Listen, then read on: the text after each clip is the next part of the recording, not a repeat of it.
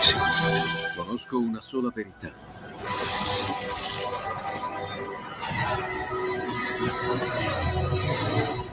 Movie Time ti fa entrare nel vivo del cinema, ti fa sentire come se fossi tu il protagonista del grande schermo.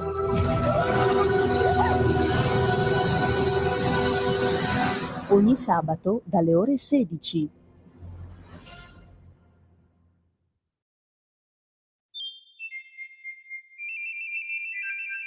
Va ora in onda La Grande Città con Carla De Bernardi.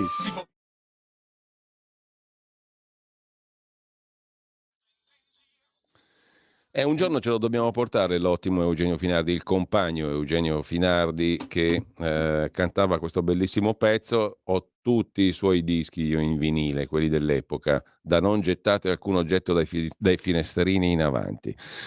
Perché purtroppamente anch'io subì il fascino di certe ideologie sinistre, diciamo così, nel corso della mia pallida gioventù. Intanto io do il benvenuto e il buongiorno a Carla De Bernardi, Storia di Milano, guida per curiosi e Ficcanaso, è la nostra Bibbia laica del lunedì, edito da Iacabook. Lo trovate ovunque e se non l'avete ancora trovato cercatelo, perché è un libro stupendo che parla sì di Milano, ma parla in realtà di molto altro, esattamente nello spirito della nostra rubrica del lunedì alle 9:15. Carla, buongiorno innanzitutto e grazie. Buongiorno a tutti, buongiorno a chi ci ascolta. E allora, oggi traiamo spunto senz'altro dalla storia di Milano, che non è solo la storia di Milano, e in relazione anche a una data piuttosto precisa. 2 giorni fa, 3 giugno del 1935, nasceva Vincenzo Iannacci, detto Enzo, cantautore, cabarettista, pianista, attore, tanto altro, no? Medico naturalmente. Ti lascio subito la parola, perché attraverso di lui ci porterai in un altro luogo, in una serie di altri luoghi, no? Sì, è così, perché nel mio libro, oltre alla storia, quella che è chiamata storia con la S maiuscola, no? Quindi quella che riguarda un po' tutti, ci sono dei capitoli dedicati a delle, come dire, degli avvenimenti che riguardano soltanto Milano, come succede anche in altre città, per carità, non è che Milano sia speciale, però a Milano ci sono state alcune cose proprio accadute qui e che non hanno avuto eco altrove. Tra queste io nel mio libro cito il derby e cito il Giamaica e poi la moda, insomma una serie di cose di cui poi parleremo magari in altre occasioni. Però oggi, appunto, prendendo spunto dalla nascita di Iannacci il 3 giugno del 35, avrebbe 88 anni, avrebbe compiuti 3 giorni fa, parliamo del derby. Parliamo un attimo prima di Iannacci, che è un personaggio talmente gigantesco che meriterebbe pagine e pagine. Io naturalmente nel mio libro non ho potuto dedicare, non era un libro dedicato a Iannacci, e quindi ho potuto citarlo nella questione del derby, e così come ho fatto con gli altri, però Iannacci meriterebbe un libro intero, magari li hanno anche fatti, io non lo so, perché lui, oltre ad essere stato uno straordinario cantautore, per chi non ricorda le sue canzoni, guarda, me ne sono annotate certe, perché ce le ho tutte che mi viaggiano nella testa, vabbè, portava i scarpe da tennis, credo che nessuno a Milano e altrove non lo conosca, ma l'Armando, ho buttato giù l'Armando, faceva il palo alla banda dell'Ortica, che è geniale, no? Perché il palo della banda dell'Ortica era cieco. Vengo anch'io, no, tu no, che era un bellissimo testo che voleva indicare quella perfido atteggiamento di chi emargina le persone solo per il gusto di emarginarli, no? Cioè questo poveretto che dice vengo anch'io e gli rispondono tutti no, tu no, non perché ci sia un motivo, ma proprio perché per il sadico gusto di dirgli sei un escluso. Quindi lui aveva anche delle intenti sociali e politici, Iannacci, non era certo uno che non si può dire che non fosse impegnato, anche se non ha fatto politica, però nei suoi testi ce n'è tanta. Se me lo dicevi prima è geniale, se me lo dicevi prima, quante volte nella vita capita, se me lo dicevi prima, io trovo straordinario questa cosa. E poi appunto sull'impegno politico, Vincenzina e la fabbrica, in romanzo popolare, insomma le sue canzoni sono meravigliose. Lui a un certo punto arriva al derby No, volevo ricordare una cosa singolare che io non mi ricordavo, che lui Mm. come cardiochirurgo, lui ha fatto chirurgia generale, ha fatto il chirurgo fino alla fine dei suoi giorni. Lui come cardiochirurgo era andato a lavorare nell'equipe di Christian Barnard in Sudafrica. Sì. Io questo non me lo ricordavo, perché a un certo punto, un po' deluso dall'Italia, forse da qualcosa che nella sua carriera di cantante non lo soddisfaceva, ha scelto di andare in Sudafrica da Barnard. E quindi ha sempre fatto il medico sul serio, ha fatto il medico chirurgo e il medico di famiglia, non come hobby rispetto alla canzone, né la canzone era un hobby rispetto alla chirurgia, perché l'ha fatto in una maniera straordinaria. E Con poi Gaber ha permettimi di dire fatto... un'altra cosa a margine. E come musicista non era proprio un improvvisato, perché si diplomò in armonia, composizione e direzione d'orchestra al Conservatorio di Milano dopo certo, 8 anni di certo. pianoforte. Chiusa parentesi, diciamo, no? Perché sembra No, quasi... no, fai tutte le parentesi che credi, perché No, sai, io non sembra, ho sembra mica quasi uno chansonnier un po' buttato là da osteria, l'onniscienza. no? Invece non è così. Che cosa non è Dico, così? sembra uno chansonnier da osteria, Ah, ma non no, è proprio no, così, diciamo, è tutt'altro. Mm. tutt'altro, tutt'altro. E infatti è stato straordinario come musicista. E con Gaber ha fatto il duo I Due Corsari, no? Ultima cosa sulla sua biografia, lui muore nel 2013 ed è al Famedio, nella cripta del Famedio, sia lui che Gaber. Quindi i due corsari sono in due rami diversi della cripta. La cripta è fatta a croce e nel ramo di sinistra c'è Gaber e nel ramo di destra c'è Iannacci. Suo figlio è un cantautore, un arrangiatore ed è un valentissimo musicista, anche il figlio Paolo. Paolo. Un giorno al Monumentale abbiamo fatto, non mi ricordo che data era, ma insomma era una data significativa per lui o per Gaber, è venuto Pillitteri fratello, non Paolo, il fratello che mi pare si chiami Umberto, è possibile?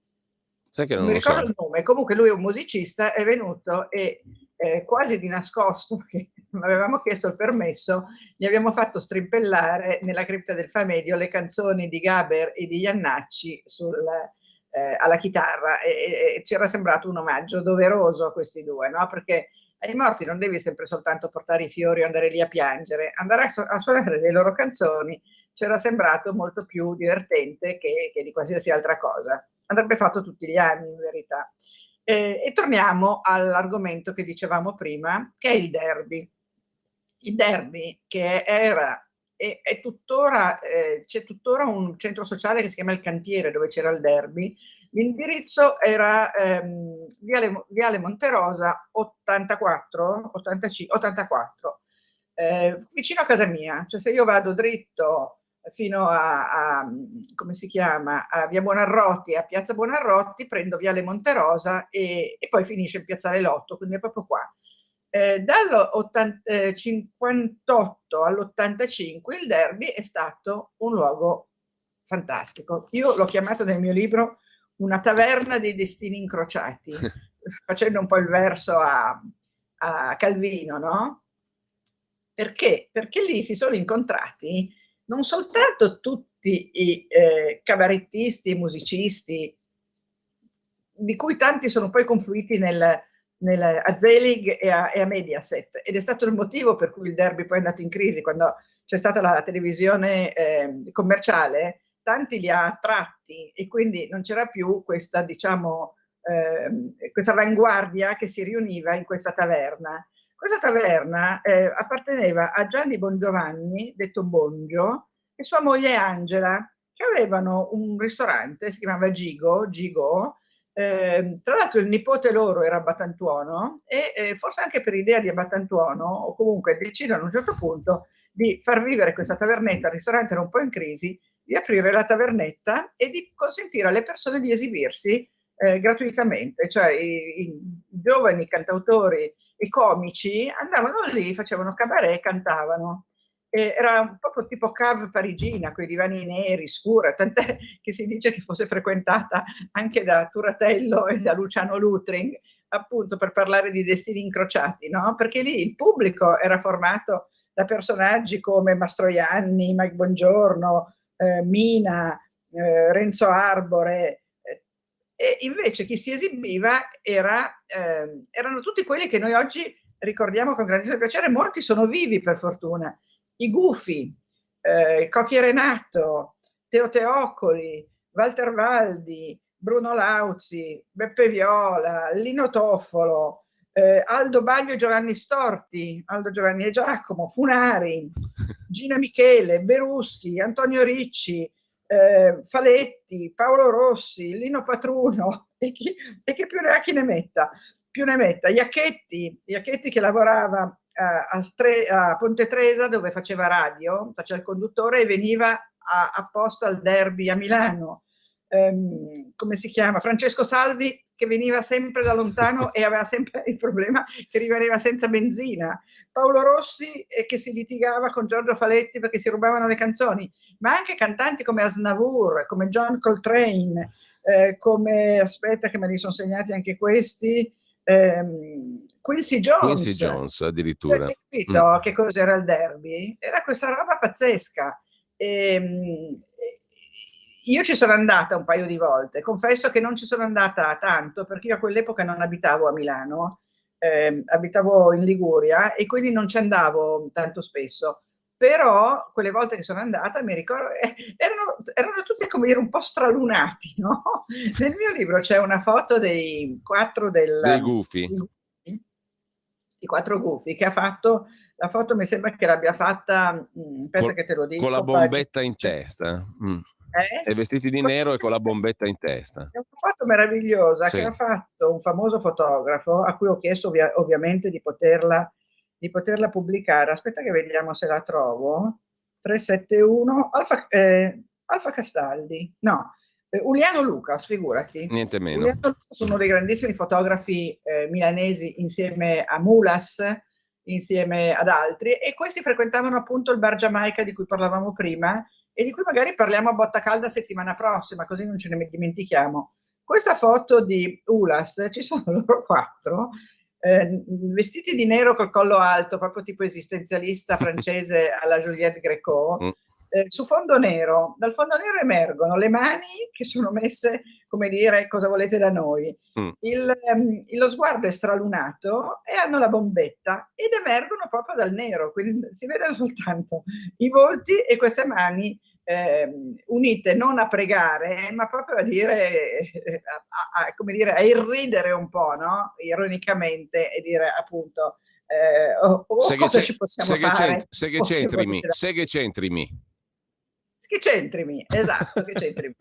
E quindi questo è quello che è stato il Derby Club. Io trovo che Taverna dei Destini Incrociati sia assolutamente azzeccato, perché appunto se metti insieme i cantanti come Aznavour, Quincy Jones e John Coltrane, cioè John Coltrane non era proprio un cantante di canzonette, no?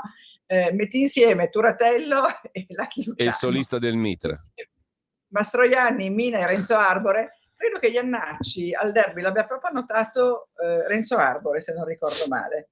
E quindi la comicità italiana, poi quanti si sono riversati anche nel cinema, no? Pensiamo soltanto a Pozzetto, a Cocchi e Renato.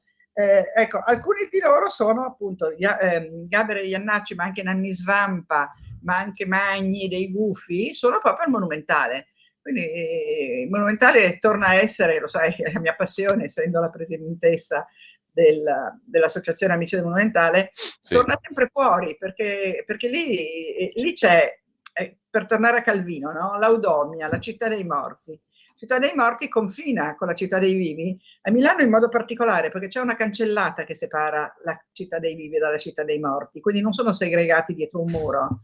E come diceva Foscolo, bisogna andare a trovare i defunti non soltanto quando ci sono delle ricorrenze o i funerali o il 2 novembre, ma fare questa corrispondenza d'amorori sensi con loro, che è un po' quello che faccio io con la mia associazione, cioè noi proprio facciamo una corrispondenza d'amorori sensi tra chi c'è in città e chi la città l'ha lasciata per andare a riposare per sempre al Monumentale, dove poi c'è un museo a cielo aperto, come sai, quindi molti di loro, non tutti, ma molti di loro hanno delle bellissime sculture, dei bellissimi monumenti, delle bellissime cappelle. Tra l'altro c'è proprio un mausoleo che era nell'antichità, fino a non moltissimo tempo fa, la cappella delle Suore Orsoline, che è diventato un mausoleo dove proprio vengono dedicato ai defunti del mondo dell'arte, e quindi proprio Magni è proprio lì, è proprio in questo mausoleo Garbin, si chiama Mausoleo Garbin. E quindi c'è proprio un luogo loro dedicato, e adesso ci sono 5-6 defunti, ma è dedicato proprio a raccogliere chi ha fatto arte.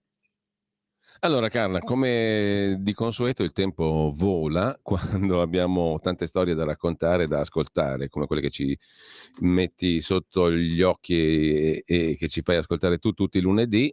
Siamo già alle 9:33, ci dobbiamo salutare, però ricordo... Posso sgridarti perché non mi mandi più i link, né prima né dopo. No, adesso ti manderò quello successivo, quello prima in effetti sono diventato un po' pigro. Lo immaginavo, non ti sgrido perché mi sei simpatico, però quello dopo mandamelo che così lo faccio girare. No, assolutamente la trasmissione poi te la rimando, così avrai modo anche Sai di che sto facendo condividerla. delle dirette Facebook, l'ho cominciata una un giorno tanto per vedere come funzionava, e queste dirette Facebook su Milano, quando mi trovo in un posto, faccio la diretta, racconto un monumento, racconto una storia, come faccio io. Ce ne sono certe di dirette che fanno 500-600 visualizzazioni. Però, Pazzesco. quindi in quel momento lì, proprio seduta stante, diciamo, al momento. Mica male, mica male, Esatto. Carla.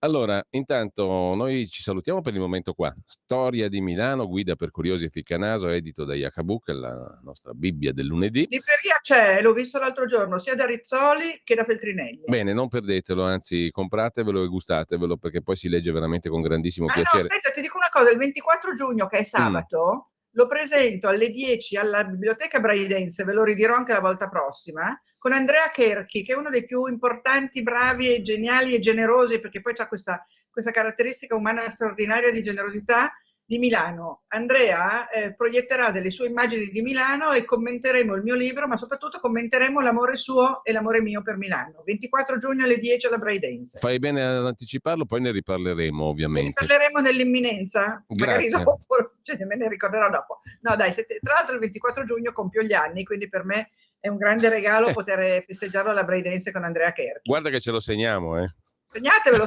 ingresso libero, quindi poi la Braidense. Poi tra l'altro alla Braidense in questo momento c'è una mostra su Manzoni, sì, perché siamo nel 150esimo di Manzoni. E ti dirò di più, oggi alle 17 parte qui su Radio Libertà la lettura integrale dei Promessi Sposi. Dai, alle 17, e chi la fa? Io.